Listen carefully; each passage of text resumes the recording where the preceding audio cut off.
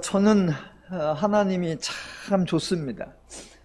사실은 저희 아버님이 목회하실 때, 그때 아버님 교회에서 사역하고 그럴 때는 하나님이 좋은 줄 별로 몰랐어요. 복음이 뭐 그렇게 신나고 교회가 그렇게 행복하고 별로 몰랐었습니다. 그러다가 성경을 읽고 이제 성경을 전하고 그러다 보니까 와, 우리 하나님이 정말 멋있는 분이시구나, 우리 기독교의 내용이 정말 소중한 것이구나 라고 알게 되었고, 그래서 그 하나님을 소개하고 그 복음을 알리는 거, 그게 참 신나고 즐겁고 행복합니다.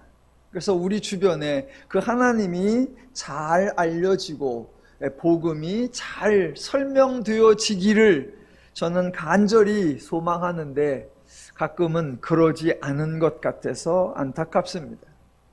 아주 간단하게 우리 기독교가 전하는 내용, 하나님이 행하신 내용을 기쁜 소식, 복음이라고 하잖아요.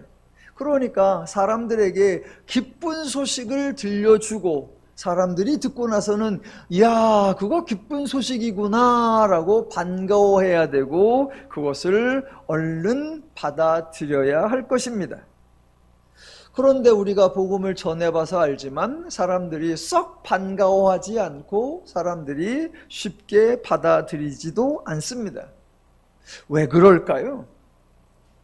복음의 내용에 문제가 있어서일까요? 차분히 분석해보니 기독교의 내용이 사실은 기쁜 소식이 아니기 때문일까요? 그동안 기독교가 복음을 과대 포장했던 것일까요? 이래저래 분석해보니까 세상의 교훈과 별다를 바가 없는데 괜히 기독교가 허풍을 떨었던 것일까요? 저는 그렇지 않다고 생각합니다. 복음에는 전혀 문제가 없다. 그러면 복음을 전하는 자들이 잘못 전해서 그랬을까? 예, 저는 그렇게 생각합니다. 하나님이 주신 복음은 성경에 기록된 대로 하나님의 기준으로, 하나님의 원리로, 하나님의 방식으로 잘 표현되어 있습니다. 하지만 문제는 복음을 전하는 과정에서 복음을 복음이 아니게 설명하는 큰 실수를 범하고 있었습니다.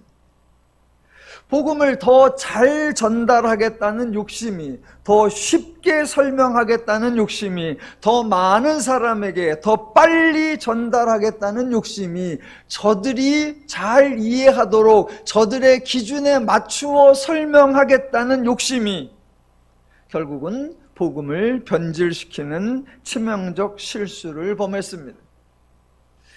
단순히 복음을 잘못 전했다라고 하기보다는 복음을 바르게 이해하지 못하고 있었다라고 생각합니다. 복음을 내가 충분히 옳게 이해하지 못하니 전달하는 과정에서도 복음이 복음 아니게 전하는 실수가 있었던 것 같습니다.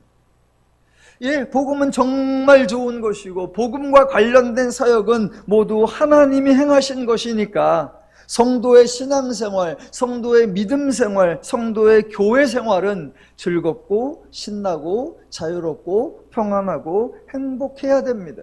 그래서 성도가 복음을 전할 때에 우선 성도 자신이 복음을 즐거워하고 복음을 행복하는 모습을 보여주고 그것을 내용적으로 설명해 주어야 할 겁니다. 지난 목요일에 저희 지방에서 후반기 전도사 휴치가 있었습니다. 30대 중반에 결혼한 여성분께서 신청을 하셔서 목회자 6명이 모여서 한 분의 전도사 대상자를 앉혀놓고 한 2시간에 걸쳐서 집중적으로 휴치를 했습니다. 시치를 할 때마다 목사님들께서 가장 우선적으로, 가장 집중적으로 확인하려는 것이 사명자로서의 소명의식입니다. 물론 제출할 때 서류상에 구원 간증문이라는 게 있고 소명 확인서라는 내용이 있습니다. 목사님들이 그것을 사전에 읽어봐요. 읽어봤는데 약간 불확실하다는 거예요. 약간 정확하고 담대하지 못하다는 거예요.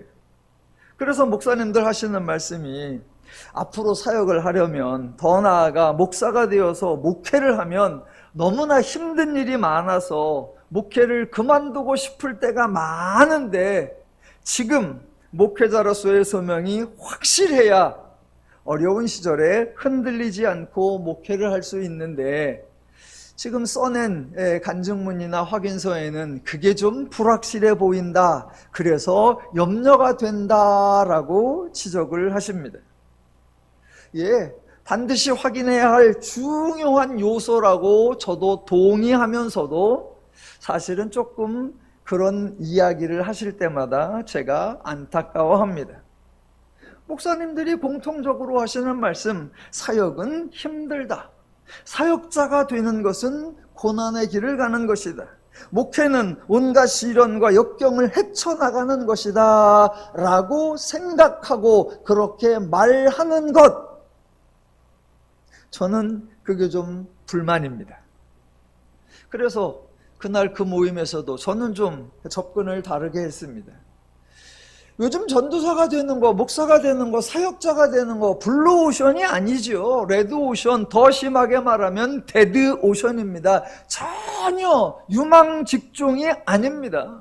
신학교 간다고 하면, 목회자가 된다고 하면, 교회를 개척한다고 하면 대부분의 가족이나 주변 사람들이 다 말립니다. 여러분 자녀가 신학교 간다고 해도 도시락 싸들고 가면서 말릴 거지요? 저에게 상담으로 올 거잖아요. 안 된다고 설득 좀 해주세요 라고 할 거잖아요. 목사님들도 알고 신학생들도 다 알고 있습니다. 그런데 이러한 시대에 그분이 전도사가 되겠다고 시취 서류를 냈습니다. 그 자체가 저는 가장 정확하고 가장 분명한 소명 확인이라고 생각하는 거예요. 왜? 전망이 없음에도 불구하고, 대부분의 사람이 극구 만류하는데도 불구하고 사역자가 되겠다고 자원하는 사람, 그 사람에게 뭐가 더 추가적으로 필요합니까? 그래서 옆에서는 막 염려하면서 소명이 없어 보인다 막 협박을 하는데, 저는 전혀 좀 다른 질문을 했습니다. 현재 교회에서 뭐 하고 있냐 그랬더니 교육전사를 하고 있대요. 그래서 목사님들이 앞으로 사역이 힘들 거라고 예상을 하시는데 그건 나중에 가봐야 하는 거고, 지금 사역을 하는 게 즐겁냐, 그래서 앞으로도 계속 전도사를 하고 싶어 하는 거냐, 그 즐거움이 뭐냐, 사역을 하고 싶어 하는 동기가 뭡니까? 라고 제가 물었어요. 그랬더니 그분 대답, 주일 오후에 설교를 하는데 그 설교를 하려고 성경을 읽고 설교를 준비를 하는 게 너무 행복해요. 그 얘기를 딱 듣자마자 제가 합격! 그랬습니다. 됐잖아요. 뭐가 더 필요해? 성경을 읽는 게 좋고, 읽으면서 하나님을 알아가는 게 좋고, 그 하나님을 설명하는 게 행복하대. 됐잖아. 합격! 제가 지방에서 순서에 따라서 올해하고 내년에 지방회장을 하고, 지방회장을 하면 당연직으로 시치위원을 해서 올해 시치위원을 하고 있는데, 제가 지방에 그동안 없던 새로운 것을 하나 제안을 해서 정착을 시킨 게 있습니다. 그게 뭐냐면, 전도사가 되려고 또는 목사가 되려고 심취를 신청해가지고 합격을 하면 그 합격자들에게 합격증을 주는데, 합격증과 동시에 조그마한 선물을 하나씩 주는 거예요. 상품권일 수도 있고 뭐일 수도 있고, 그래서 여하튼 합격증과 더불어 상품, 선물을 주는 거예요. 제가 이런 걸 하자 그랬더니 우리 동료 목사님들이 그런 걸 뭐하러 하느냐, 그동안 없이도 잘 됐는데. 그래서 제가 아니다 시대가 바뀌었다. 그동안은 학교에 학생들이 넘쳐나고 전도사 목사가 넘쳐났다. 그런데 지금은 귀하다, 사람이 적다. 그런데 전도사가 되겠다고 서류를 내고 전도사가 되겠다고 시치를 통과했으니 우리가 환영해야 되고 축하해야 되고 격려해야 되고 응원해야 된다. 그러니까 상품도 주고 선물도 주면서 박수도 주고 그냥 무조건 잘했다고, 앞으로 잘할 거라고 막 해야 된다. 그랬더니 목사님들이 그럽시다. 그래서 올해부터 정착이 됐어요. 예전에는 신학생들도 많고 사역자들도 많아서 어느 교회가 이제 목사님이 퇴임하신다 그러면 거기에 지원자가 많았습니다. 오죽하면 목사님들 빨리 은퇴하라 그랬어요. 왜? 올라오는 사람들이 많으니까 빨리들 물러나시라고. 지금은 바뀌었어요. 얼마 전에 교계신문에서는 정년퇴직을 미뤄야 한다. 오래 하려고 미루는 게 아니라 퇴임을 할 수가 없다 해요. 왜? 후임자가 없어서. 물러나려고 하면 누구를 세워놓고 물러나야 되는데 지금 큰 교회들 도시 몇 개 빼놓고는 중소도시 이후로 밑으로는 그분이 물러나면 그 교회는 문을 닫아야 되는 교회가 천지예요. 그래서 퇴임을 못해. 그런 시대인데 전도사가 되겠다고 자원을 해? 목사가 되겠다고 신청을 해? 무조건 환영하고 무조건 다 붙여줘야 돼요. 무조건 축하하고 무조건 응원해야 돼. 그리고서 제가 시치위원 목사님들에게 명언을 하나 남겼습니다. 전도사 보기를 황금 보듯 하라. 예, 목회의 길은 어렵고 힘든 길이 아니고 신앙의 길은 어렵고 힘든 길이 아니에요. 그런데 기독교에 대한 신앙에 대한 심각한 오해들이 있죠. 그거 하나 오늘 정리해보고 가겠습니다. 여러 번 말씀드렸던 것 같은데 이스라엘이 애굽에서 나온 후 광야에 들어갔습니다. 그리고는 광야에서 40년을 지냅니다. 이 광야 생활에 대해 성도님들이 오해합니다. 광야? 하나님이 훈련하신다. 하나님이 연단하신다. 하나님이 시험하신다. 그래서 기본적으로 광야가 결코 쉬운 길이 아니다라는 생각. 비록 애굽에서 나오기는 했지만 가나안에 들어가서 하나님의 자녀로 살기 위해서는 광야에서 고된 훈련, 하나님의 자녀 되기 위한 어려운 수련 과정을 거쳐야 한다라고 생각하는 거예요. 구약의 광야가 있었듯 오늘날 신앙생활에서도 시련과 역경이 발생하는데 이것은 하나님이 우리를 더욱 강건하게 하려고 우리를 훈련시키는 것이라고 설명을 하고 더 성숙하려면 더 큰 훈련을 받아야 하고 이것을 극복해야 한다라고 주장을 합니다. 그런데 이게 오해다라는 겁니다. 그렇게 오해를 하니까 성도님들이 신앙생활을 자유롭게 편하게 하면 뭔가 불안해하고 죄책감을 가지고 신앙생활은 당연히 어렵고 힘들고 다소 불편하고 멋진 종교용어로 하면 좁은 길이고 가시밭길이다라고 생각합니다. 예, 아주 심각한 오해입니다. 광야에 들어온 후 하나님이 이스라엘을 어떻게 힘들게 했습니까? 무슨 훈련을 하고 무슨 연단을 하고 무슨 시험을 하고 어떤 고난, 어떤 역경, 어떤 시련을 주었습니까? 물론 광야가 평야에 비해 여러 가지가 부족할 수 있고 조금 불편할 수 있습니다. 그래서 그런 상황들 하나님이 다 해결해 주셨습니다. 가장 기본적으로 광야가 지리적으로 벌판이고 이동을 해야 하니까 식량 문제가 가장 심각합니다. 그래서 어떻게 했지요? 하나님이 이스라엘이 어떻게 하나 지켜보셨습니까? 각자 알아서 해결하라고 방치하셨습니까? 절대로 아닙니다. 여러분, 우리 하나님은 인간에게 기본적으로 필요한 것, 인간에게 필수적인 것, 인간에게 본질적인 것, 그것으로 인간에게 장난치지 않습니다. 인간을 위협하지 않습니다. 인간의 생명에 관한 것으로 인간을 시험하는 치졸한 일을 우리 하나님은 하지 않으십니다. 훈련이니 연단이니 시험이니 어떤 명분으로도 인간의 가장 소중한 인권을 침해하지 않으십니다. 제발 우리 하나님을 천박하게 소개하지 않았으면 좋겠습니다. 하나님이 광야 40년 동안 이스라엘의 의식주를 완벽하게 제공하셨습니다. 단 한 번의 예외도 없이 하나님은 아주 신실하게 백성들을 책임지셨습니다. 중간중간에 하나님이 암초를 감추어 두셨나요? 가끔은 적군이 출현하도록 설계를 해놓거나 종종 인간이 통과하기 힘든 지형지물을 설치해 놓고 말 그대로 가시밭길이 되게 설계하셨나요? 우리 하나님은 그러신 적이 없습니다. 물론 하나님이 계획하지 않은 일들이 발생한 적이 있기는 합니다. 백성들이 이동을 하는데 외부의 적, 이방의 적들이 쳐들어온 겁니다. 그때 누가 싸웠지요? 당연히 하나님이 싸우셨고 하나님이 백성들의 안전과 생명을 철저하게 지켜주셨습니다.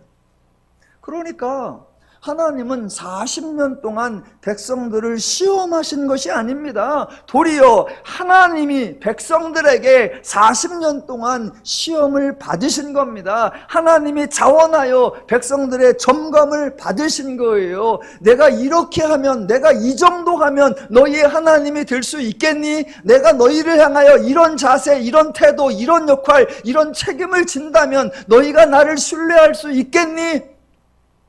하나님이 스스로 증명하며 하나님이 스스로 인간들에게 시험 점검을 받으신 거예요.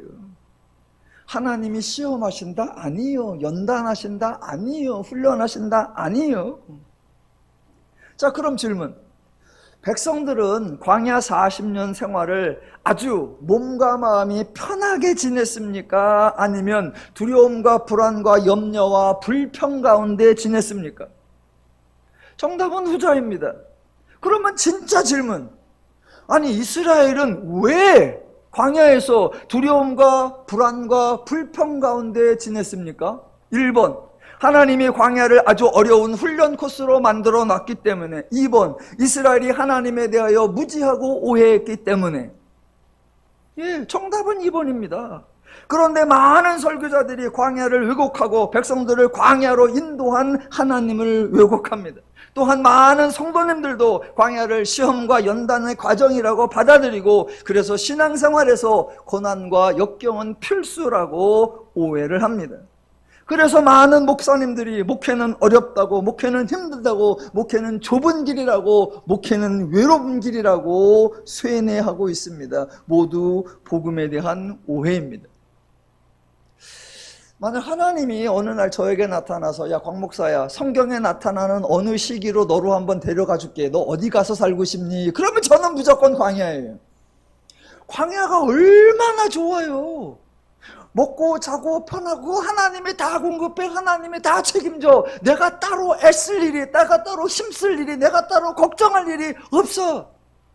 그저 하나님이 주시는 만나 먹고 등산 갔다 오고, 하나님이 주시는 메추라기 먹고 배드민턴 치러 갔다 오고, 하나님이 주시는 거 먹고 여유롭게 지내고, 얼마나 좋아요. 제가 아침에 1부 때 이렇게 설교를 했더니 설교 끝나고 집사님 한 분이, 목사님이 아까 설교 중에 어디로 가고 싶냐 그럴 때 목사님은 광야라고 그랬잖아요. 저는 따로 있어요 그래. 여자분이. 그래서 어디요 그랬더니 군대예요 그래.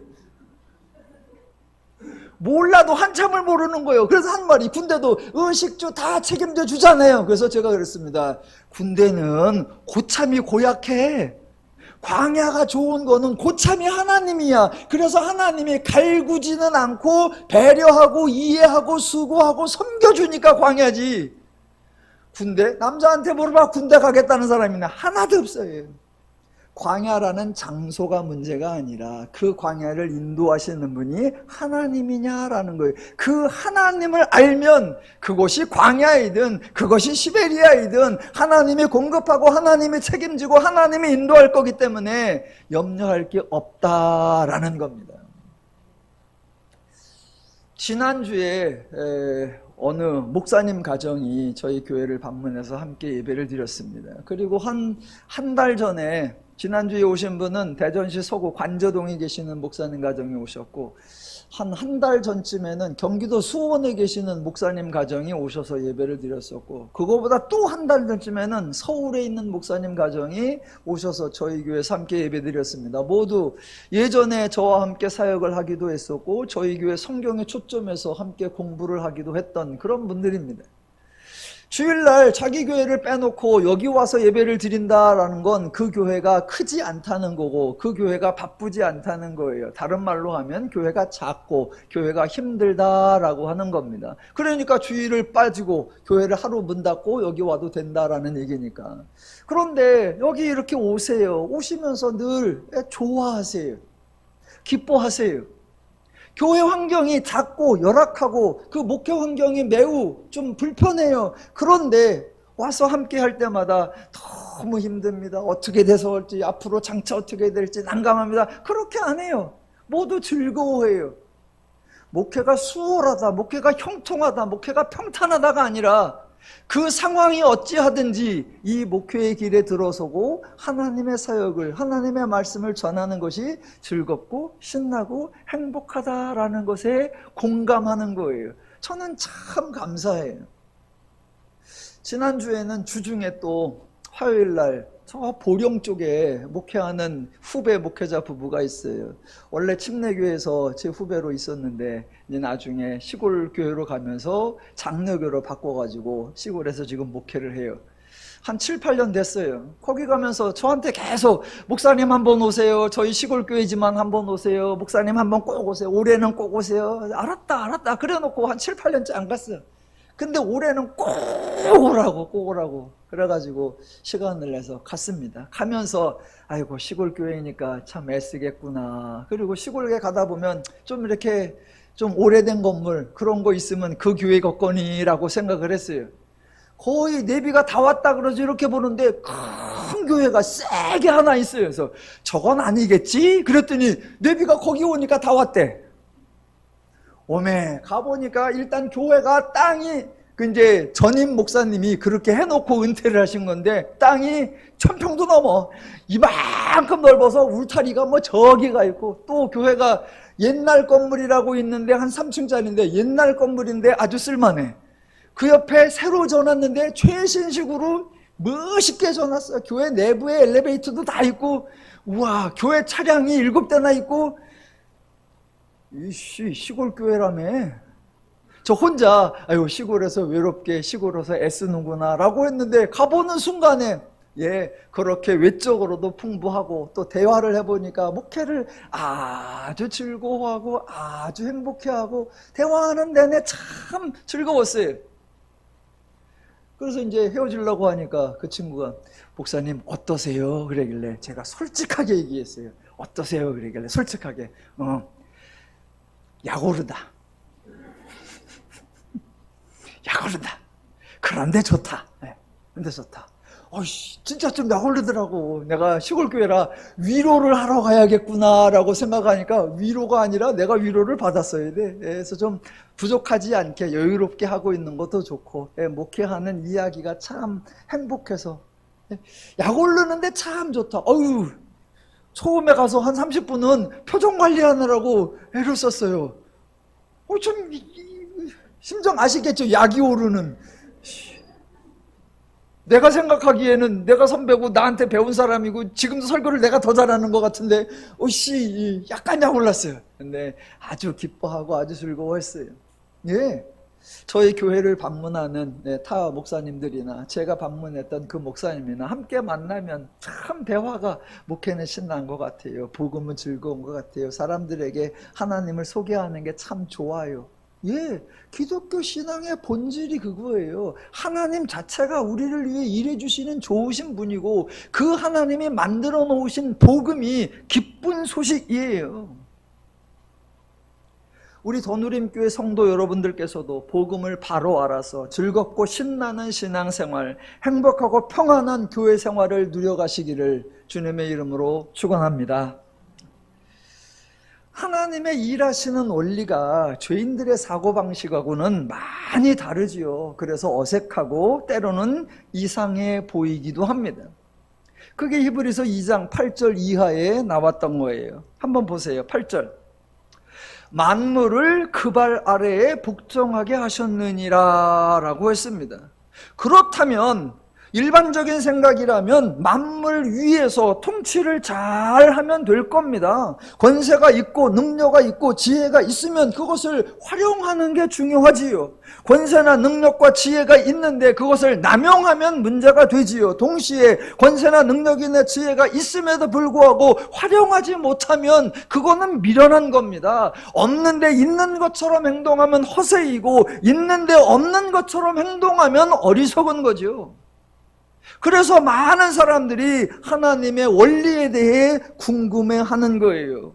만물이 아들의 발 아래에 복종하게 되어 있는데 왜 아들은 만물 위에서 권세를 사용하지 않을까? 그래서 만물 위에 권세 있는 아들 예수를 보니 라고 되어 있지 않고 9절, 오직 우리가 천사들보다 잠시 동안 못하게 하심을 입은 자 곧 죽음의 고난 받으심으로 말미암아 영광과 존귀의 관을 쓰신 예수를 보니입니다. 이게 하나님의 실수가 아니고 권세자로 등극하지 못한 것이 아니고 지극히 의도적인 하나님의 사역이었습니다. 그래서 9절 후반부를 보면 이를 행하심은 하나님의 은혜로 말미암아 모든 사람을 위하여 죽음을 맛보려 하심이라. 하나님이 이렇게 하셨답니다. 더 의아해한 거 10절. 그러므로 만물이 그를 위하고 또한 그로 말미암은 이가 많은 아들들을 이끌어 영광에 들어가게 하시는 일에 그들의 구원의 창시자를 고난을 통하여 온전하게 하심이 합당하도다. 이것도 일반적인 기준에서는 앞뒤가 맞지 않습니다. 앞에서는 뭐라 그랬습니까? 만물이 그를 위하고 또한 그로 말미암으니 라고 소개했습니다. 이런 분이시라면 그에 맞게 명령했다, 지시했다, 아니면 이렇게 조치했다 라고 하면 모든 일이 일사천리로 처리가 되는 겁니다. 많은 아들들을 이끌어 영광에 들어가게 하는 것이라면 그 시작도 영광스럽고 그 과정도 영광스럽고 그 결과도 영광스러운 것이 가장 좋습니다. 혹시 그럴 능력이 없다면 어쩔 수 없고 그럴 만한 위치나 신분이 아니라면 어쩔 수 없이 차선책을 사용할 수도 있죠. 그런데 아들도 그렇고 하나님도 그렇고 모두 그런 능력이 있고 위치나 신분상으로도 충분히 할 수 있음에도 불구하고 하지 않으셨습니다. 도리어 그들의 구원의 창시자를 고난을 통하여 온전하게 하심이 합당하도다라고 합니다. 여러분은 이게 합당하게 여겨지십니까? 만약 예수님이 십자가를 지지 않고 가시면류관을 지지 않고 십자가처럼 마치 패배한 것처럼 마치 배신당한 것처럼 마치 죽음을 당하는 것처럼 그런 방식으로 하지 말고 권능자의 모습으로 권세자의 모습으로 나타나고 역할을 했다면 많은 사람들이 예수를 하나님의 아들로 인정하기가 더 쉬웠을 것이고 예수를 믿으라고 할 때 쉽게 영접했을 수도 있습니다. 그런데 하나님은 그렇게 하지 않으셨다는 거예요. 대신 하나님이 합당하게 하신 결과가 11절입니다. 거룩하게 하시는 이와 거룩하게 함을 입은 자들이 다 한 근원에서 난지라. 그러므로 형제라 부르시기를 부끄러워하지 아니하시고. 고맙고 감사하지요. 하나님이 이렇게까지 해주시니 정말 감사하지요. 이게 놀라운 거예요.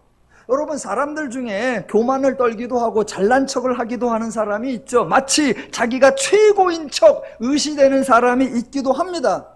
그렇다고 해서 자기가 신과 동급이라고 말하는 사람은 없습니다.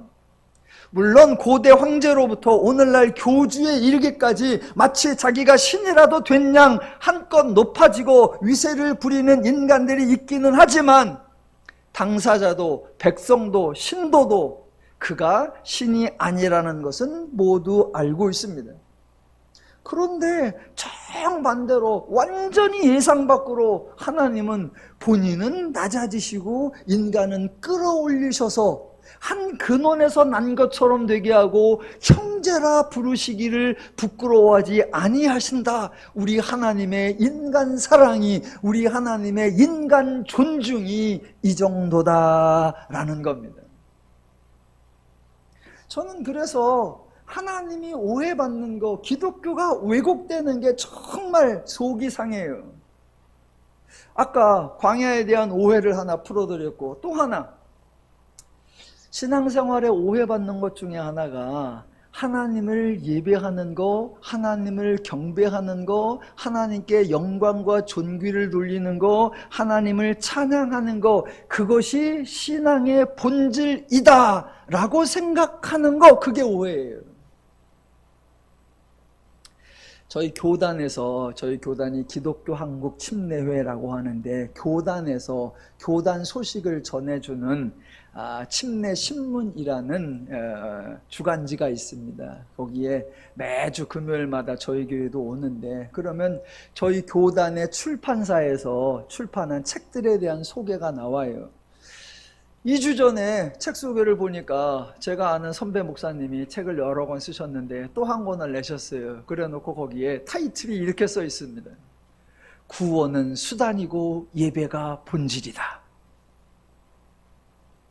구원은 수단이고 예배가 본질이다. 너희들을 왜 구원했는 줄 아냐? 물론 아직 안 사서 아직 안 읽어봤습니다. 제가 예상하기에 구원은 수단이고 예배가 본질이다. 너희를 구원한 거는 하나님을 예배하려고 하는 거야.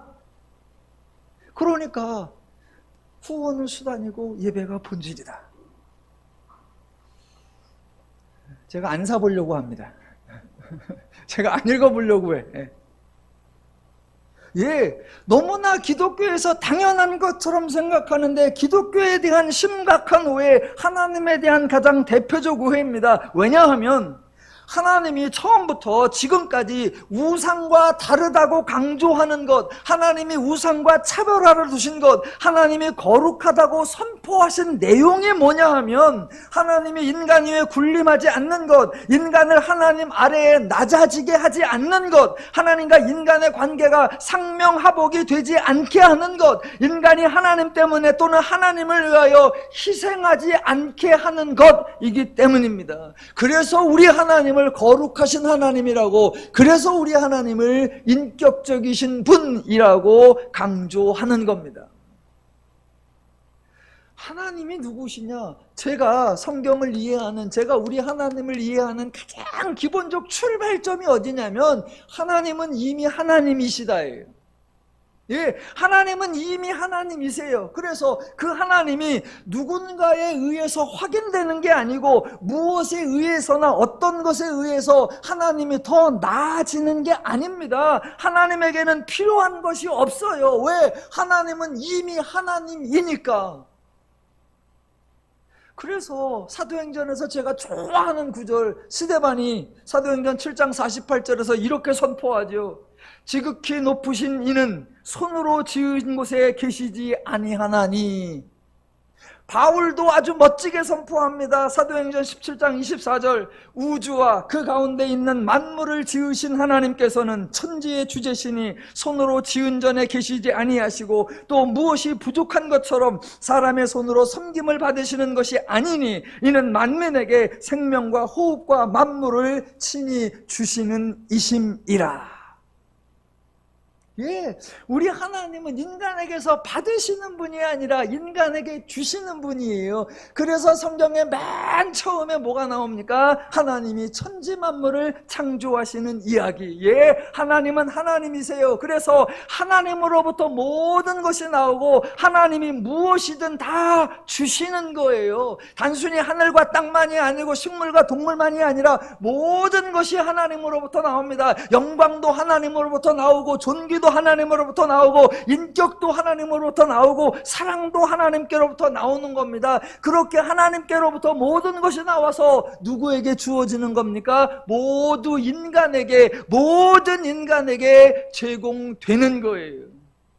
하나님으로 인해 인간이 존귀해지는 것, 하나님으로 인해 인간이 풍성해지는 것, 하나님으로 인해 인간이 자유와 평화와 안식과 행복을 누리는 것, 이것이 기독교의 시작이고 이것이 기독교의 본질입니다. 하나님을 예배하고 찬양하는 게 인간의 의무가 아니라 정반대로 인간을 자유롭고 행복하게 하는 것, 그것이 하나님의 책임, 하나님의 역할이십니다. 제가 하나님에게 그런 책임을 떠넘기는 게 아니고 제가 하나님에게 그런 역할을 강요하는 것이 아니라 하나님이 그렇게 자처하셨고 하나님이 그렇게 친히 역사하시더라라는 겁니다. 자, 8절과 9절에서 만물을 그 발 아래 복종하게 하심을 받은 아들이 영광스러운 모습이 아니라 죽음의 고난받으시는 모습으로 나타났고 그것이 모든 사람을 위하여 죽음을 맛보려 하셨다라고 했습니다. 10절에서는 만물이 그를 위하고 또 그로 말미암으니가 많은 아들들을 이끌어 영광하게 들어가시는 이래 그들의 구원의 창시자를 고난을 통하여 온전하게 하셨다고 합니다. 그거보다 더 대단한 게 14절. 자녀들은 혈과 육에 속하였음에 그도 또한 같은 모양으로 혈과 육을 함께 지니심. 그리고 17절, 그가 범사의 형제들과 같이 되심. 이게 대단한 겁니다. 왜냐하면 원래 하나님의 위치, 원래 하나님의 권세, 원래 하나님의 영광, 그거는 그대로 유지한 채 인간이 불쌍하니까 잠깐 도와주자, 한 번 도와주자, 그렇게 하신 것이 아니라 아예 저들과 같은 모양이 되시고 아예 저들과 같아지셔서 저들을 위한 사역을 하려고 하나님의 본래 영광과 존귀와 본체를 내려놓으시고 우리와 같이 되어주셔서 우리와 한 형제라 부르시기를 부끄러워 아니하시기로 하셨다. 이게 하나님의 은혜요, 이게 하나님의 사랑이요, 이게 하나님의 우아함이요, 이게 하나님의 고귀함이십니다. 자, 우리를 구원하기 위한 예수님의 십자가 사역, 이제 오늘 14절과 15절에서 설명하려고 하는 것, 흔히 말하는 십자가 사역인데, 이 십자가 사역이 무슨 성격이고 무슨 의미인가 요거를 설명하는 신학적 이론이 한 4가지 정도만 있습니다. 제가 아주 간단하게만 해보면, 첫 번째는 저 여러분이 많이 들었던 내용, 우리가 죄를 지어서 우리가 죽어야 되는데 예수님이 우리 대신 죽어주셨다. 우리를 속하려고 대신 죽었다. 그래서 대속설이라고 합니다. 두 번째, 우리가 죄의 종로로 타고 있으니 예수님이 죄를 때려잡고 죄에게 승리하여서 우리를 해방시켰다. 이것을 승리설이라고 합니다. 세 번째, 하나님이 징계를 내렸는데 그냥 없던 걸로 해. 그러면 하나님의 공의가 무너진다. 그래서 하나님이 징계를 내렸는데 인간이 감당을 못하니까 하나님이 벌도 받았다. 그것을 공의설이라고 하고요. 마지막으로는 너희가 서로 이렇게 서로 사랑하며 살아라. 어느 정도까지냐면 내가 너희를 위해 죽어주는 정도까지 그렇게 사랑하라 라고 모범을 보이셨다라고 해서 모범설이라고 합니다. 4가지 다 나름의 성경적 근거 구절이 있기도 하고 아주 중요한 내용을 담고 있는데 어떻게든 4가지 공통점이 있습니다. 그 대속설이든 승리설이든 공의설이든 모범설이든 중요한 거 누가 하셨다? 하나님이 하셨다라는 거예요. 기독교에서 일하시는 분은 하나님이십니다. 기독교에서 사역자는 하나님이세요. 그래서 그 하나님이 창조 때부터 지금까지 일해 오셨고 지금도 일하고 계시고 앞으로도 일할 것입니다. 기독교는 인간이 일하는 종교가 아닙니다. 엄밀하게 표현하면 인간이 할 일이 없습니다. 하나님이 이미 이루셔서 하나님이 이미 결과를 완성해 놓으셨습니다. 인간이 추가할 일, 인간이 보완할 일, 인간이 새롭게 할 일이 없습니다. 인간의 수고를 통해 인간의 희생을 통해 기독교의 내용이 더 나아질 게 없습니다. 없어요. 그래서 히브리서도 1장부터 13장까지 이제 2장까지 왔습니다만 우리에게 이것을 하라 저것을 하라가 없습니다. 오직 하나 예수가 행한 일에 대하여 다양하게 정말로 다양하게 설명해 주고 있는 겁니다. 물론 성경이 기대하는 일이 하나 있긴 하죠. 그건 뭐다? 하나님이 주신 은혜를 알고 하나님이 주신 복락을 누리며 살아라. 누리며 살아라가 성경에 다양하게 표현되어 있는 거예요. 항상 기뻐하라, 범사에 감사하라, 너희가 서로 뜨겁게 사랑하라, 우는 자들로 함께 울고 웃는 자들과 함께 웃으라. 예, 그게 뭐예요? 하나님의 성도답게, 하나님의 자녀답게 하나님의 마음과 심정과 원리로 즐겁고 신나고 행복하게 살아라. 성경은, 기독교는, 하나님은 결코 인간에게 부담을 주지 않고 인간에게 불편을 끼치지 않으십니다. 저는 이제 국내에서 복음을 전하니까 그냥 목사라고 하고, 해외에서 안 믿는 자들에게 복음을 전하는 자들을 선교사라고 하죠. 선교사님들이 한 달에 한 번씩 하는 게 있어요. 그게 뭐냐면 선교 편지라고, 선교지에서 있었던 한 달의 일들을 짧게 요약해가지고 본교회나 후원자들에게 일종의 보고를 하고, 그래서 후원을 요청하는 그런 선교 편지라는 걸 한 달에 한 번씩 보냅니다. 그래서 저에게도 SNS를 통해서 여러 나라에 계신 여러 선교사님들이 꼬박꼬박 선교 편지를 보내오세요. 그럼 저도 이제 읽어보기도 하고 그럽니다. 그 선교 편지를 보내는데 선교사님들끼리 또는 목사들끼리 모여서 하는 얘기 중에 이런 우스갯소리가 있습니다. 선교 편지 온다고 쫄지 마세요. 왜? 선교 편지 받으면 아이고 후원하라는구나, 후원 청구서인 줄 알아. 청구서 아니라고. 밀린 거 빨리 내라고 독촉장인 줄 알아. 독촉장이 아니고, 더 이상 안 내시면 압류합니다. 압류장 아니고 그냥 소개하는 겁니다. 그래서 선교사들끼리 하는 얘기, 청구서 아니 선교 편지 오면 쫄지 마세요. 예, 저는 똑같이 성경에 대해서도 성경 읽으려고 할 때 쫄지 마세요. 괜히 읽었다가 몰라도 되는 걸 알아갖고 부담되는 거 아니야? 아니요, 아니요. 성경은 인간에게 불편을 주지 않습니다. 하나님은 인간에게 부담을 주지 않습니다. 신앙은 인간에게 짐을 씌우지 않습니다. 정반대로 성경은 초대장이에요. 수고하고 무거운 짐진 자들아 다 내게로 오라, 내가 너희를 쉬게 하리라. 예, 성경은 상품권이에요. 내가 너희에게 평안을 주노라. 세상이 알지 못하고 세상이 줄 수 없는 평안을 너희에게 주노라.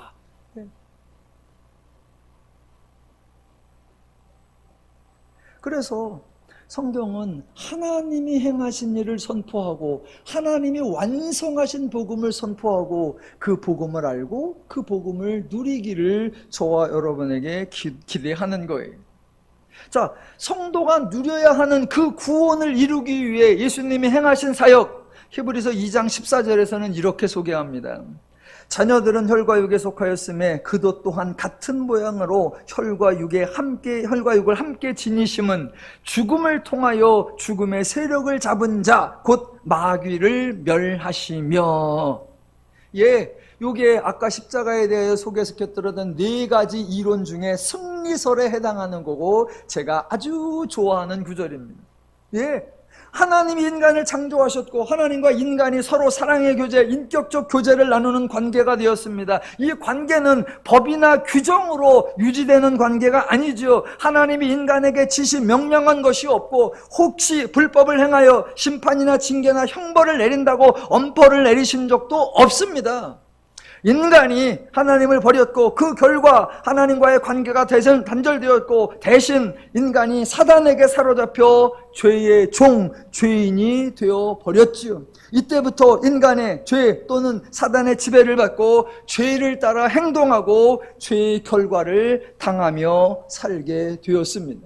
자, 마지막 부분이니까 정리. 자, 잘 새겨 들으시고 잘 기억하시면 좋겠습니다. 하나님이 인간에게 법을 주시는 거 아니고요, 인간이 하나님의 법을 어기자 하나님이 인간에게 형벌을 내리신 거 아니고요, 그래서 인간은 늘 하나님의 징계와 형벌 아래 사로잡혀서 생활한 거 아니다라는 겁니다. 인간의 행복을 망친 거 하나님이 아니라 사단입니다. 인간을 불행하게 만든 거 하나님이 아니라 사단입니다. 인간이 두려워하고 벗어나야 할 대상 하나님이 아니라 사단입니다. 인간이 불안하고 염려하며 살게 된 원인 하나님이 아니라 사단입니다. 죄입니다. 본문의 표현대로 하면 14절 끝에 죽음의 세력을 잡은 자 곧 마귀 곧 사단입니다. 그래서 15절 죽기를 무서워함으로 한평생 종로로 타는 모든 자들, 이 사람들이 나오는데 이렇게 만든 장본인이 누구다? 마귀 곧 사단 또는 죄입니다. 그래서 기독교는 말을 잘 해야 됩니다. 하지 말아야 하는 말들, 기독교가 하지 말아야 하는 말들, 하나님이 인간에게 이것 하라 저것 하라 하지 말라라고 명령을 주신, 법을 주셨다라는 말 하지 말아야 합니다. 하나님은 그렇게 인간에게 명령할 수 있는 권세가 있고 인간은 피조물로서 복종해야 할 의무가 있다라고 말하지 말아야 합니다.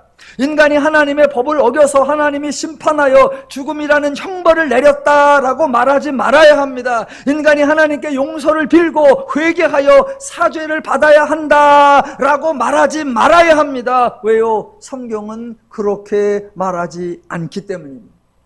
제발 기독교를 세상에 있는 어떤 종교의 패턴으로 왜곡하지 말아야 하고, 제발 하나님을 세상의 우상신들과 같은 원리로 행동하시는 것처럼 왜곡하지 말아야 합니다.